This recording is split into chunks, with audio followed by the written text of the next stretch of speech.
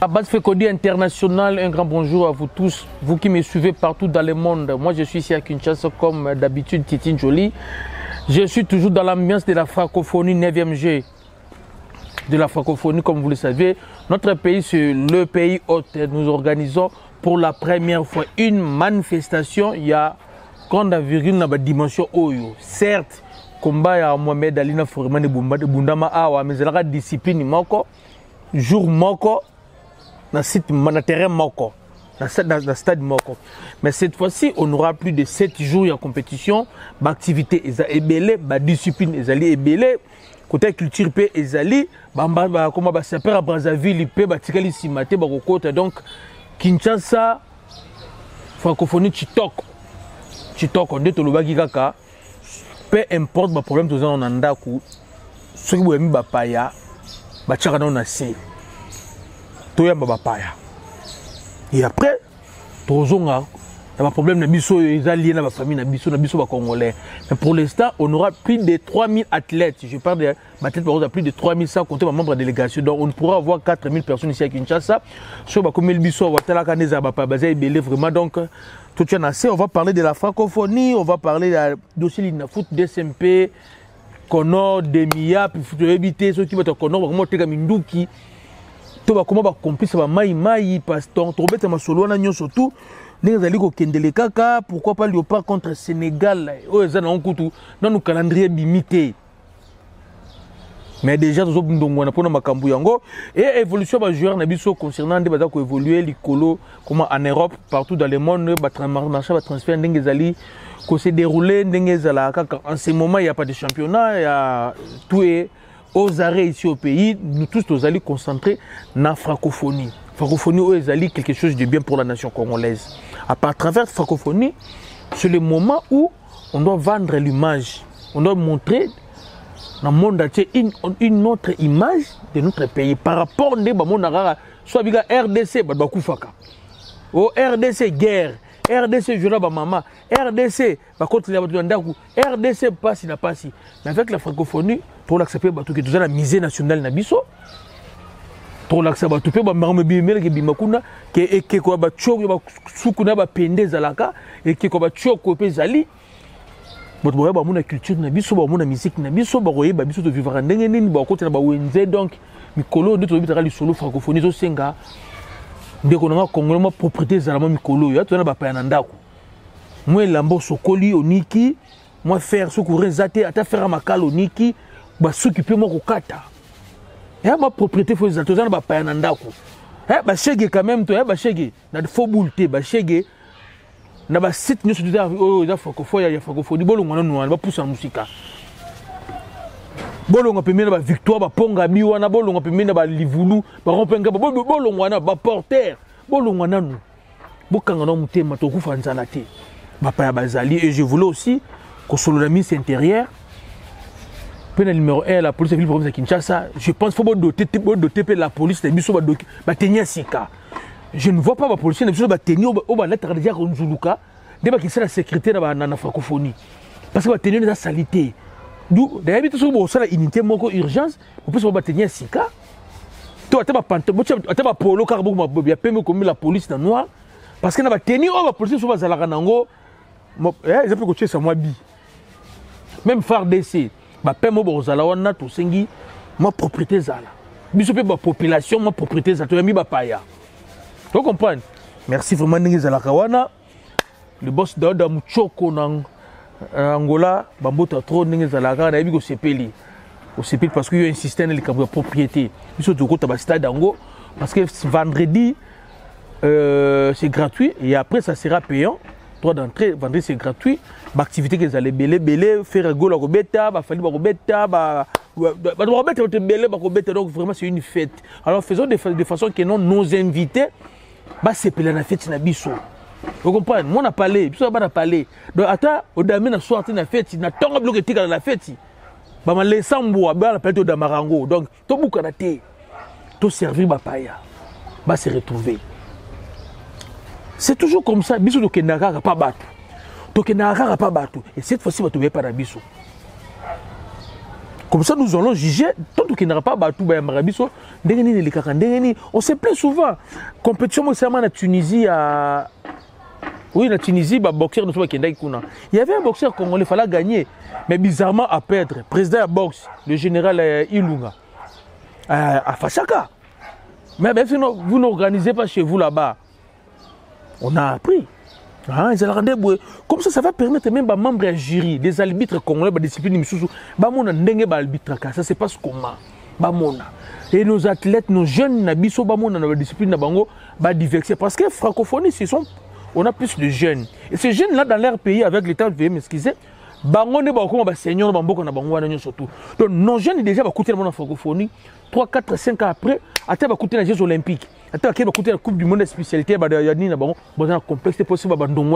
c'est ça la partie de la francophonie. Et maintenant, le problème, on a organisé la francophonie pour vendre seulement l'image du pays, ou on a organisé la francophonie pour mériter plutôt gagner une médaille. On m'a posé beaucoup de gens m'ont posé cette question. Les gens veulent savoir, certains disent que non. On a organisé la francophonie, c'est juste pour vendre l'image en Boka, changer l'image en Boka par rapport à notre bazanon, l'Iban en Boka. Les autres, les fécondistes, non! Il faut toujours avoir une médaille. Et comme sous débat, inscrit. Tout ce qu'on a dans l'organisation de la francophonie de vendre l'image en Boka, et en termes de résultats, dans la discipline de Belezawana, à tête de podium, c'est normal. Moi, je pense non. Vous allez payer haute, on a eu suffisamment le temps de préparer. Certes, on a connu beaucoup de problèmes. La dernière participation de la francophonie, nous sommes revenus avec 3 médailles, je me pense. 3. Il y avait médaille encore. Non, on a des à bronze, je pense. Cette fois-ci, faisons l'essentiel. Et surtout que nous, on a 9 disciplines où on a représenté. C'est au moins. Tu as eu au moins 9 médailles et 9 disciplines. En fait, il y a des catégories aussi. Il y a des disciplines qui sont 2 fois 10, mais au moins, tu es 3e. Parce qu'il y a des pays où les déjà très aguerris dans la compétition de jeunes. Longtemps, très aguerris. Donc, pardonnez. Alors, nous, c'est vraiment la première fois. C'est qu'on se dise la vérité. C'est vraiment la première fois. Je ne sais même pas ce que le championnat national, tout provincial, il y a l'athlétisme et Salamaka. Même il y a natation, je ne sais même pas ce que c'est Salamaka. Je ne sais pas l'athlétisme et Salamaka, mais tout le monde n'a pas d'habitude que ça soit unité. Le plus important, c'est d'aller fêter les kakitoko. Fêter les kakitoko, qui a une image bien, il y a un beau cannabiso. C'est ça vraiment ce qui est le plus important pour les francophonie. Maintenant, la francophonie, désolé, francophonie, ça se passe bien. Je voulais d'abord apporter une précision par rapport à jeune qui va dans les réseaux sociaux qui est stade du 20 mai et Pelimoto. Moi, j'habite, je dirais même en face. Parce que moi, je suis sur Première Rue. Boulevard Lumumba, juste quand on a boulevard Lumumba, côté passerelle, bâtiment, je suis là. Je suis dans un véranda, dans mon station Cohydro, dans mon station, il y a, comment on appelle ça, Engine 1, dans mon supermarché, dans mon comment on s'appelle, Izes, dans mon Izes, Mbabako, dans mon 20 mai. Donc, ceux qui incendient dans le 20 mai, je suis parmi les premières personnes au Baroyeba. Et le jour là, c'était la nuit, jeune on a condamné Bangote. Le problème c'était quoi? C'est depuis 2019 que l'activité Salamassou dans le stade de Tata Raphaël, avant même 2018-19. Et maintenant, tu as commis presque dans souka. Tout le qui na phase, il y a la finition. Il y a la propriété de l'Ibanda tout autour, il y a le stade de Tata Raphaël. Alors, salité, on a dit que la salité, on a dit que la salité, on a dit que la place est poubelle. Et maintenant, on a tombé en gros. Les gens qui ont eu panique. Pourquoi on a eu panique? On a souffert. Pour le monde Tata Raphaël comme on était commis, on a souffert. On a souffert, il y a un restaurant bon on a Tata Raphaël. On a souffert pour le monde à gymnase na Tata Raphaël. Les gens nous ont ngama tonge lesquels pour na kati na site ba la raté après ba travailler kuna ba ko sabi noter.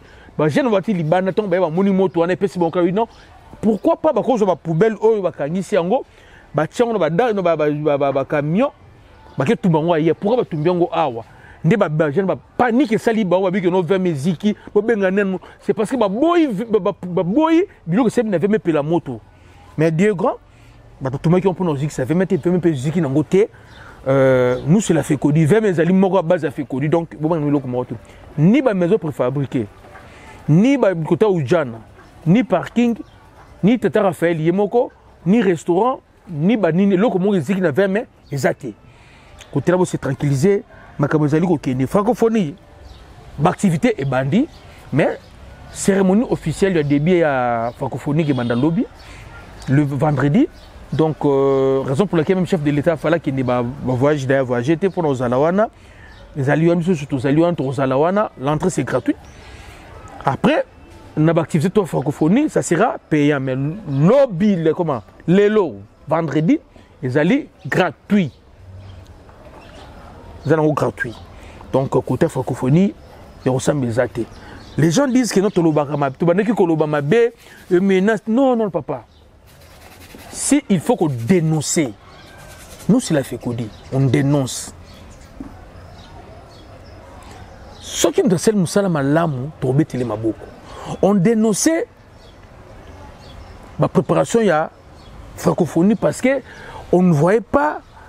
À lire beneko kendele engeza la beauté raison pour laquelle les lo oyo ba site ils ont doublé effectif na bango ba main frère pour qu'ils n'embang ils ont même triplé place mususu parce que doit dire 30 de 100 c'est parce que qu'ils n'embang c'est parce qu'on a mis beaucoup de pression on a dénoncé on n'a pas intérêt ko mettre beaucoup na biso 12 ko développer beaucoup na biso c'est parce que à lire beneko kendele on ne voyait pas que si l'avant. C'est parce que l'équipe Liboso qui charge de préparer le francophonie. Bidongo ebi balien la bonbongo, Yami Gbalé également balien bongo. Isidore Kwanza il est venu, tout le monde ozo comme kokoma. Vous comprenez parce que toi ebi mboka osu bande ko lobate. Tout le monde Pascal pour baba œuvre inachevée. Vous savez combien de chantiers na mboka oba kena ba poser première pierre pas. Qui les lobelo puis après la première pierre on commence au zélo, bah ça les logos talent. Si on mettait des pressions, si on dénonçait, on critiquait, c'est parce que to yebi ndenge mboko e fonctionnaka. Nous les Congolais, to yebi ndenge mboko e fonctionnaka. Il y a notre pression c'est la mission parce qu'on n'avait pas de problème d'argent. Mbongo bimaka nango déjà. Vous comprenez? Mbongo déjà bimaka. Mbongo bimaka déjà. Mais au moment où c'est pas à 100%. Mais c'est présentable et c'est fréquentable. Et après francophonie, Moussala qui continue, c'est le souhait qui est nango. Quant à l'athlète Nabiso, nous devons être quand même conscients, nous accusons beaucoup de retard par rapport à l'adversaire rebelle parce que je ne vois pas, même dans le football, récupérer il y a 3 jours seulement. Après, Fatika Panzara va récupérer Bango. Il y a l'autre là, le joueur de Asekouya. Je ne sais pas pourquoi. Kataki et Christian Ibo va tout récupérer. Il y a Lobikaka. Donc, donc, Nzamba Sungabiso, Toké, de Megesimba. Aux RDC Logamakasi. Un grand merci à Biso Touba Congolais. Autour de Megba Katabiso Mbongo. Pour. Bazo Mbongo na Biso na niveau Banque Centrale. Basel na Biso bâtiment. Oyo demain. Et après demain. Et qui tique la peau de la jeunesse congolaise. Vraiment un grand merci na biso nyo surtout bana Fekodi ba Congo surtout tobeta baboko ndenge ezalaka ka francophonie et bandaki déjà ba match zobetama basket comme équipe na biso ya basket dame senior ba U23 na ba okuta na Madagascar na Roumanie na Liban na poule na bango donc c'est bon déjà c'est bon francophonie ressemble vraiment les amis qui tous les événements et banda ndé makambu et banda bien que nous regrettons seulement accréditation. Je sais pas si c'est Mme Noramboka, pour nous les gens de la presse, tu regretter nos gars, mais quand cela ne tient au Zalawana, au Zalara, quand on a quitté Tika, au Kota Pera, Zambon Mboka, mais tu déranger organisation de Bisobana, ya Fekodi, Ndeng Masolo et Zalara Kaka. Basket Dame Senior, il y a République démocratique du Congo, basé déjà en Angola, comment basé déjà en Rwanda, pour la Afro Basket Rwanda 2023. Nos filles sont déjà là. Ils avaient fait Kinshasa, Goma, Goma. Bajaja de Rwanda, c'est bon. On va mettre un basket sur fauteuil. On a besoin de Bujumbura. Goma, faut que Bujumbura, après, va qu'il y ait Accra, va qu'il y ait profiner stratégie. En même temps, notre champion Christopher Mpoutou, il est côté qu'on a bon ça va bibo tout na ina ba chuki na epo ba compétition tale belé espérons cette fois-ci avec l'initiative et l'impulsion ya Yemo vieux Kabulo ne ba juma kambuna yena maboko mais to va matérialiser nous ne voulons pas kotika na maluba. Christopher pour tout 3 heures de soutien il y a président de l'Hervé il y a gouvernement congolais parce que c'est un congolais. Tant abundara bundila rambo comme sous abundila rande Congo ngezala akuna. On va parler dossier CAF DSMP Conor Demiap. Vous savez très bien, Bandeko Nangaï, tozali sous normalisation, il y a CAF et FIFA. Il y a le comité Mobatiwana, le comité à question est dépendant de CAF et FIFA. Le comité Wana, Otobengara, qu'on a président Sabi, Baba Sabi Machine, Bazali Wana. Mais tu as une équipe qui a DSMP. DSMP, trop de Mbutu, Derrick Clémoté, Pembe, équipe chère. Il y a des faits, papa, le Patrice Maître Taureau. DCMP, c'est un club congolais. Oyo. Et comment on va essayer de se faire un peu Imana. Bana Dora, bon, on a bien. Avant Yawa, on a fait Kodi Adora, on a 20 mai.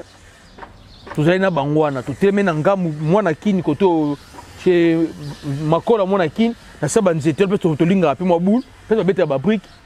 Banadora, nous allons banda peut-être besoin de temps, il va Conor n'a pas un problème avec DCMP. Fekofa n'a pas un problème avec DCMP. La CAF et la FIFA ont un problème avec DCMP. Même pas l'INAFOOT. Le problème de DCMP est à DCMP Yemoko. Mais ce qui est imana, Azokoka, ko circonscrire le problème na yété. Pour attaquer le problème na base, na racine, il m'a disparaître. On dit toujours, oh, il m'a qui va me disparaître, papa. Je pense qu'au bout de temps, il m'a une renaissance. Pas les supporters de Imana Banani, le dirigeant à DCMP, ceux qui battent comme na messa, ils étaient honnêtes entre Bango et Bango. Il m'a s'est retrouvé le problème où il se sautait. Départ. Il y a un FIBO, la DCMP, apparemment, et servant dans les santé, dans le dirigeant, il y a DCMP. Vous comprenez? Ça fait dans les santé. Alors, ça ne sert à rien de manipuler la rabine. Heureusement, il ne peut pas comprendre dans la marche, 30, 60 à Pamba. C'est parce que même les Imaniens, ils sont fatigués. Il y a même équipe de Bangoka, ils n'ont pas de problème d'administration. Même équipe de Bangoka, ils créent des autres. Imana c'est dette na entraîneur. L'entraîneur oyo ba dirigeant o ba na Imana pour na ba raison na bango personnel ba memela Imana et après batika Imana na bangam. Oui, les hommes passent, les institutions restent. C'est ça donc ba nyongwana et tikala ba nyongo, il y a DCMP comme institution. Alors d'autres présidents ba yaka na Imana ba zapara na bango ngo. Malgré la sanction ba pression zo ya ka ba terre ba intérêt na bango. Même si Conor, atina ki kombo Imana na CAF ngara kata Imana. Bana dora bolanda ngai. Même si Conor atina ki kombo Imana na CAF ngara kata Conor. Parce que Conor va travailler au nom et au lieu de place de la CAF. Tout ça sous normalisation ya CAF. Il faut pas oublier. Même kombo Imana ken, même si ki neba ngaba kata. Vous comprenez? Tout l'amour au Demiap, vous allez service de renseignement militaire, il y a beaucoup de biso et na bête no ba maboko, c'est parce que ceux qui le loba te belé ba kangama na mboka oyo, ils allient bango. Ceux qui le loyo ba généreux belé ba kima. No ba so ba kima parce que ça dit même ça la musala. Tout l'amour qui Demiap et qui ko kanga ba tu ya Conor. Na bureau on a Fekofa. Fekofa est à Asbel. Maintenant, on se pose la question pour savoir est-ce que Bato Conor c'est la Coupe Minduki. Bato Conor coopérera ba bandi mais armé. Bato Conor va se comporter contre Mboka Non, en fait, je ne sais pas. Si on avait dit peut-être police judiciaire, Thomas Panther, enfin, je ne sais pas donc, ils ont un service, ils ont habilité pour nous battre non. En plus, les gens de Kono, ce sont les gens, oh, foot, on n'est pas à craindre. Parce que quand on invité battre Kono, bah qui, bah eux qui, bah moi. Fait qu'on fait, ils ont asbel. En vertu de quoi le militaire, bah qui nous kanga battu fait qu'on fait. Pour quel dossier? Et on a pris dossier DCMP. Dans la Coupe d'Afrique était, selon certaines indiscrétions, dans la Coupe d'Afrique était, ça c'est un dossier format. Est-ce que les Cambouya format, il y a l'INAFOOT, ça concerne l'armée? Non. Les Cambouya format, et concerne même pas la police.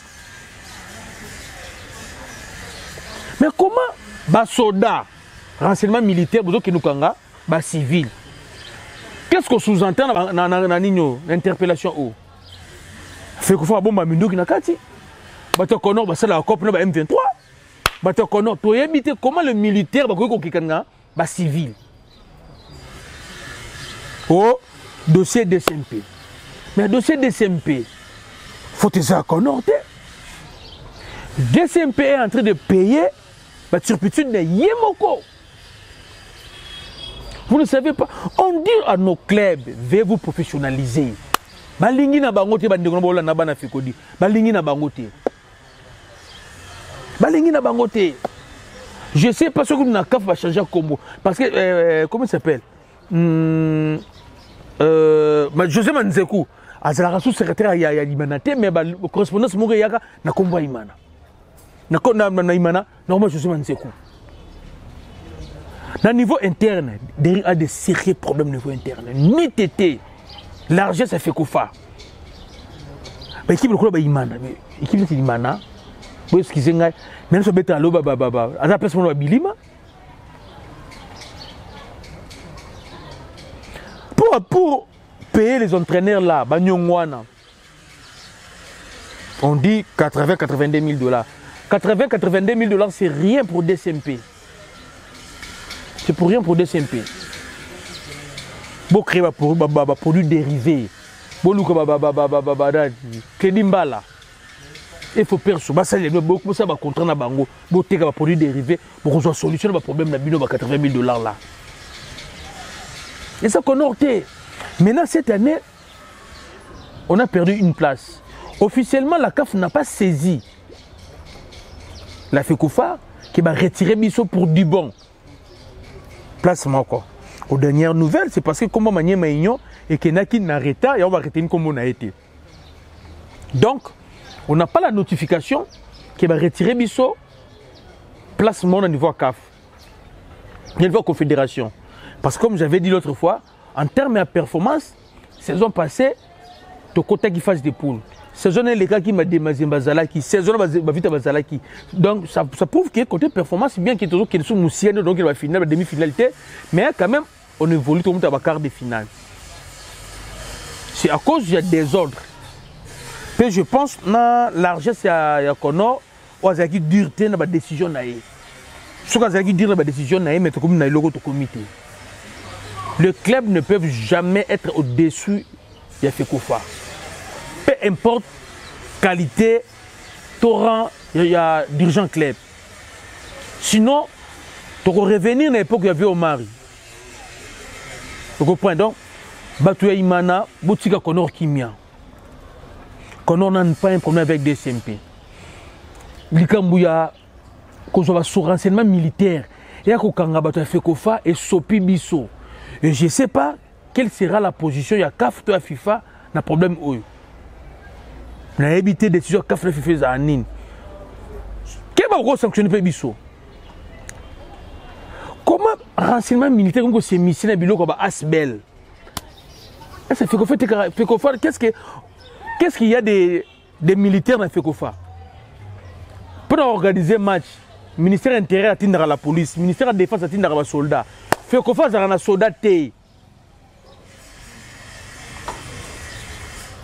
Hôtel de ville atteindra la sécurité. FECOFA a même pas une équipe, comment on appelle ça? Société de gardiennage Fait voir même pas dans ma traque. Mais alors que le renseignement militaire, à quelque kanga, bah tu as Asbel. Allez-y comprendre. Et ça fait mal. Ils ont fait ça, ils sont pas sur côté qu'on a. L'ENA foot. Qu'on s'il persiste, on aura des poules formées à ligue, on aura des poules et des 10 clubs. Donc, le problème, c'est qu'il y a 13 équipes par poule qu'on a à boire qui sont en Tinasuka. Et les 23 bobons. Raison pour laquelle les clubs sont plus avertis, tels que nous Popo. En Zambie, on a pour finir la stratégie. Mazembe également, le club est belé à l'intérieur également, le club est en Tanzanie également, le club est belé déjà, bon c'est ma stratégie na bango déjà. Oh le bazo rosela, à Defco, à Bimisla bango formana banini, Ntali bango. Mais ça ferait un peu honte parce que commission ad hoc oh a fait comment ministère ya sport a tié pas le format.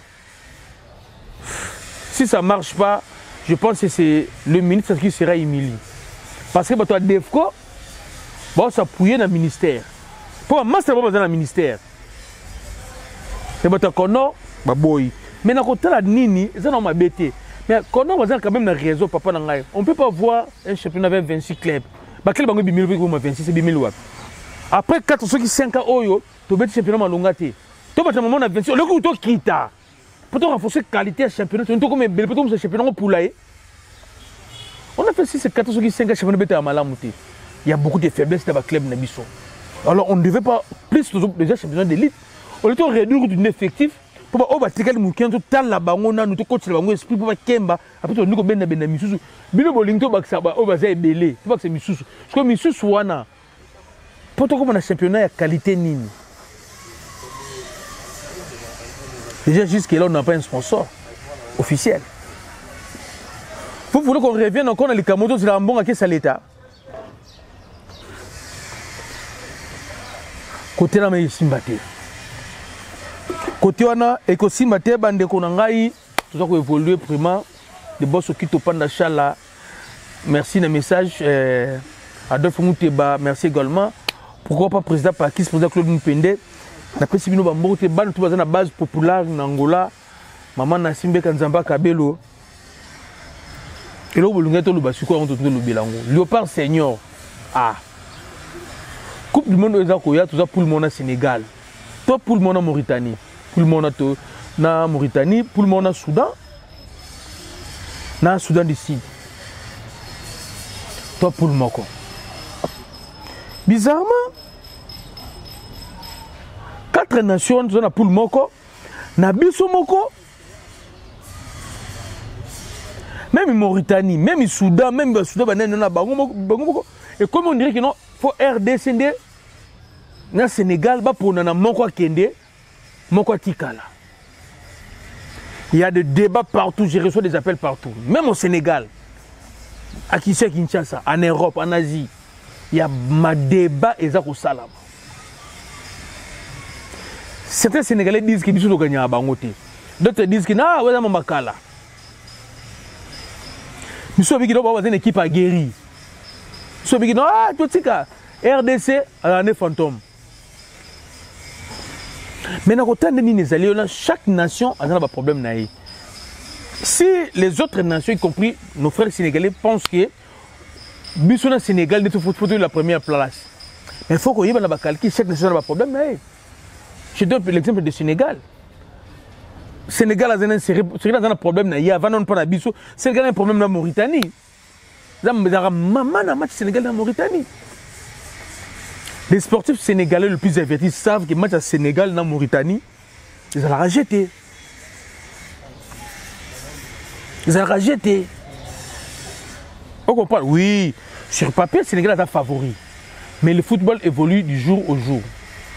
Donc, le football évolue du jour au jour.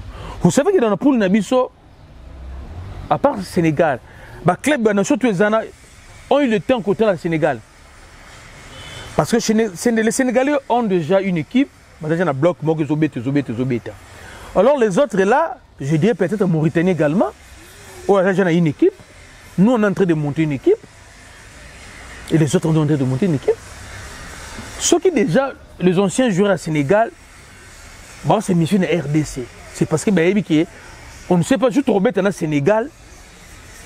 Bah joueur nini bah aux en terrain bah éviter. Mais nous on peut estimer que juste maintenant au Sénégal, tout ça le classement il y a 11 de départ à Sénégal, mais bon on peut 8 ton 9 bah bimi. Mais bon on dit bah zawana bah éviter. Avec notre entraîneur des sabres. Vous avez vu ce qu'il avait fait le match à Gabon. Match amical na Ouganda avec cette équipe Moussous. Tant comme Koko ça entre guillemets titulaire, rythme Koufi, tu bêtes sous bien. Mais place où tu bêtes qui bien, ton qui contre Gabon, abandonne ce bateau, tu bêtes qui bien. Et tu gagnes. Que lui crie pas sur Oyamba. Et je voulais aussi porter une précision, Bandego Nangai. Tous la ramonter ma mouneni. Tu moni pas ça Yambi, tu bêtes les maboko. Mais tu bosses en atterri, avant pas si, il y avait qui a soumou et veille, matin, bah ça la peut action à Bangwana. Dès que tu bêtes les maboko, tu continue de soutenir rien. Parce qu'il y a les hauts et il y a les bas dans le football. On ne peut pas toujours être bon chaque jour. Peu importe l'expérience que vous avez. Donc, tu es nous avons la chimia. Nous avons la non-chimia. Pour tout le mondial, ce n'est pas la magie. On a 3 matchs à jouer ici à la maison. Nous devons gagner 3 matchs Nabiso. 3 matchs Nabiso à domicile. Il faut gagner notre 3 matchs à domicile. Je pense battle royal battle Tozanango combat 4 jours au Sénégal. Mon match Nabiso au Sénégal. Ça sera un match de 4 points. Les 2 matchs là, il y aura personne qui aura 6 points. Si ça ne sera pas un match de 4 points, ça sera un match de 2 points. Bon, quand à date, il y a les lots, je pense que nous sommes le 26 ou le 27. Le 27 juillet. Il n'y aura personne à gagner aller-retour. Ça sera une rencontre, il y a 2 points. Donc, un aller, un à retour. To 4. Donc, moi, je gagne aller, moi, je gagne le retour. Et ça la bongo. Alors, comme Bissot Roban, Bissot pour la Bissot, on doit tout faire d'abord. Tout faire, même bien penalty, même bien le boko. Même le boko, arbitre monaté, il faut gagner Sénégal à la Kinshasa. Pour la bibana pour na biso, on doit gagner le Sénégal na Kinshasa. Bon Canada ta lelo. Pour te bibana pour oyo, nous devons d'abord battre le Sénégal à domicile à la Kinshasa. C'est ça. Comme Bango ils sont conscients qu'avec Mauritanie, ça facilité, avec RDC, c'est difficile à pronostiquer. Alors nous, on doit tout faire à domicile Awa pour gagner Sénégal. Et je pense que c'est pour cela qu'on avait recruté entraîneur. L'avantage qu'on a en entraîneur aux Anaïe, et que entraîneur Oyo a vu que ça la lecture équipe adverse. Tant qu'on gagnera biso, tant qu'on gagne, tant qu'on gagnera biso, on gagne un joueur à Malongate. Est-ce que vous voyez bien? Les équipes ont un joueur à Malongate, mais on gagnera biso. Donc, il y a ça là, lecture équipe adverse. En fait, donc, on doit gagner à domicile. Même si vous êtes à Gabon, même si vous êtes dans la Coupe du Monde, et il met en Coupe du Monde, unité. Unité, il faut ezala. Je sais que ça fait toujours mal. Tout ça va venir n'habituer belé to yebi. Que ceux qui combo na ye, ils ont ordre de mission. Tu peux pas voir Général Léopard à Nyongi to yebi. Mais tout sengibino unité ezala côté kuna. Mais chaque Elia, moi li soupe côté Nantes, puis autant les moi coup d'œil n'ezala kaka. On m'a posé la question pour savoir Samuel Bamba au hasard à Dortmund, je pense Dortmund. D'après les informations en possession, c'est le fils, il y a Cyril Bamba qui est un ancien de V-Club. Donc, côté Kuna, c'est tout ça maté. Francophonie, c'est déjà commencé. Cérémonie officielle, tout ce que le Coco Tango, c'est gratuit. Et après, le reste, ça sera payant. Donc, Toya est belé, tout ça la propre. Propre. Toya Mbaba Paya, n'est-ce pas bien. Tu déplorer les Kambouya de Miyap, que c'est un gérant de sport, peu football, civil. Et on dit que c'est DCMP, des miens pour nous. Déjà, il m'a côté nous Bobongisa. Bobongisa, quand entraîneur, a continué. Bah même nous ba joueur bo yebi to lukaka bango na entraîneur zo luka bango. Alors tu éviter ce que tu évoluer ndenge nini. Merci à tout bolandi ngai. Merci na biso vraiment.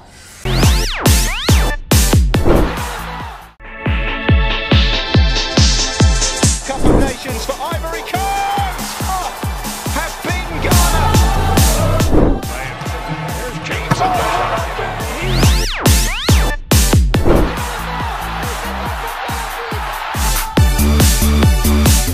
Until the final round, the Olympic gold